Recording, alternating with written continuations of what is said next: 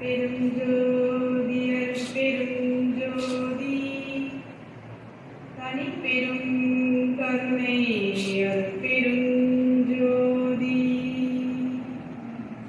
எல்லா உயிர்களும் இன்புற்று வாழ்க வள்ளல் மலரடி வாழ்க வாழ்க வாழ்க வையகம் வாழ்க வையகம் வாழ்க வளமுடன். அவையோர் அனைவருக்கும் வணக்கம். தோன்றின் பொழுது தோன்றுக அகிலா தோன்றலின் தோன்றாமை நன்றி என்று உரைத்தார் நமது வள்ளுவர் பெருந்தகை. அப்பெருமகனாரின் வாய்மொழி கிணங்க இன்று நம்மிடையே பிறந்த நாள் விழா காணும் நமது சாம்பமூர்த்தி ஐயா அவர்களை நாம் அனைவரும் மனதார வாழ்த்துவோம்.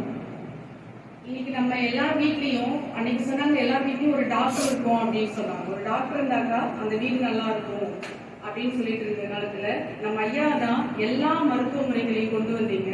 எல்லாருக்கும் ரொம்ப கம்மியான கட்டணத்துல, அதே சமயத்துல எல்லாருக்கும் நல்லா விளக்கமா சொல்லி கொடுத்துட்டு இருக்காங்க. அது ஒரு சேவையாவே எடுத்து எல்லா மக்களுக்கும் சொல்லி கொடுத்துருக்காங்க. இப்ப இந்த சென்டர்ல இருந்து போனவங்க பாத்தீங்கன்னா ஒரு ஆயிரக்கணக்கில் இருப்பாங்க.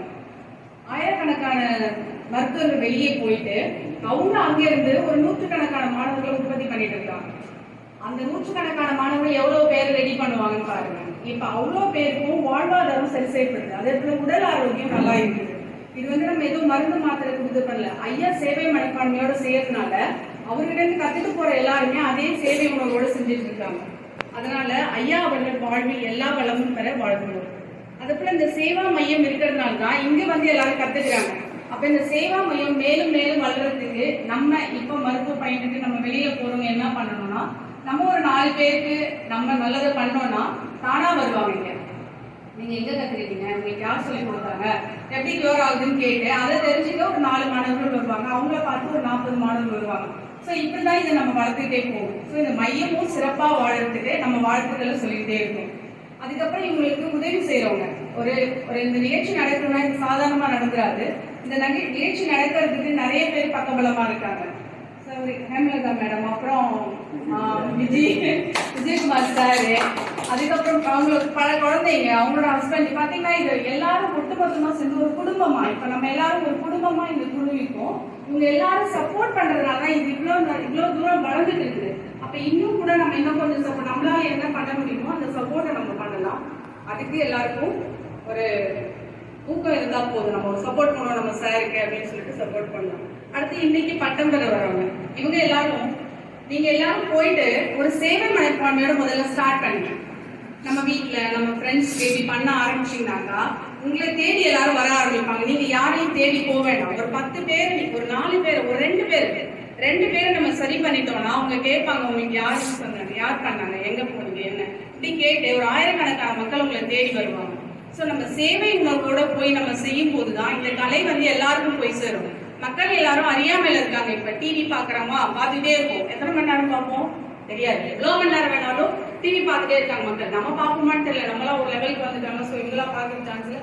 பட் மக்கள் இந்த அறியாமையில தான் இருந்திருக்காங்க. டிவி பார்க்குறோம் பார்த்துட்டே இருக்காங்க. யூடியூப் ஓபன் பண்றாங்க.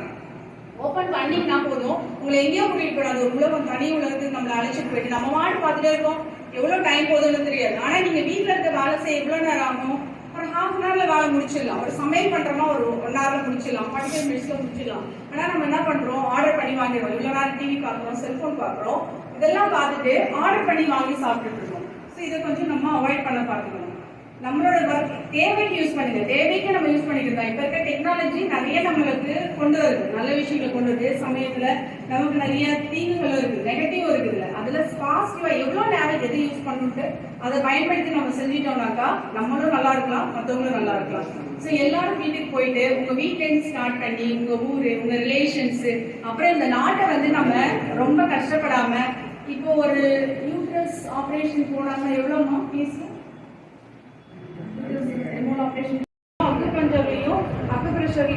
ரெடி பண்ணிட்டு இருக்காங்க. ஸோ இந்த மாதிரி நிறைய போனா மக்களுக்கு நல்லா இருந்தாங்களே, பணம் இருக்கிறவங்க கொடுத்து வைக்கிறாங்க. இன்னொன்று இப்போ இன்சூரன்ஸ் ஒன்று ஆரம்பிச்சதுனால மக்கள் எந்த நாள் போய் படுத்துக்கிறாங்க, ஹாஸ்பிட்டலுக்கு படுத்துட்டு உடனே ஏன்னா இன்சூரன்ஸ்ல பண்ணிட்டாங்க, இன்சூரன்ஸ் பண்ணாங்க. அதுக்கப்புறம் டேமேஜ் ஆகுது நம்ம பாடி தான். இந்த ஆத்மா எவ்வளவு நாளைக்கு இருக்கும் இந்த உடம்புல? இந்த உடம்பு ஆரோக்கியமா இருக்கிற வரைக்கும் தான் ஆத்மா இதுக்குள்ள வாழ முடியும். என்னைக்கு ஆரோக்கியம் கெட்டு நம்ம வீணாக்கிடுவோம் இந்த உடம்ப, ஆத்மா ஆத்மா என்ன நோக்கத்துக்காக வந்திருக்கோம் அந்த நோக்கத்தை அச்சீவ் பண்ற வரைக்கும் இந்த உடம்ப நம்ம ஆரோக்கியமா வச்சுக்கணும்.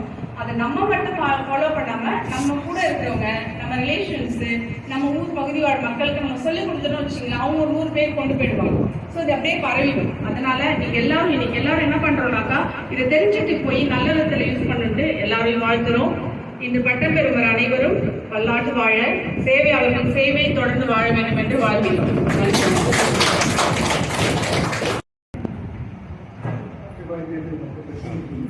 இப்போது பிரம்மஸ்ரீ அன்புராஜ்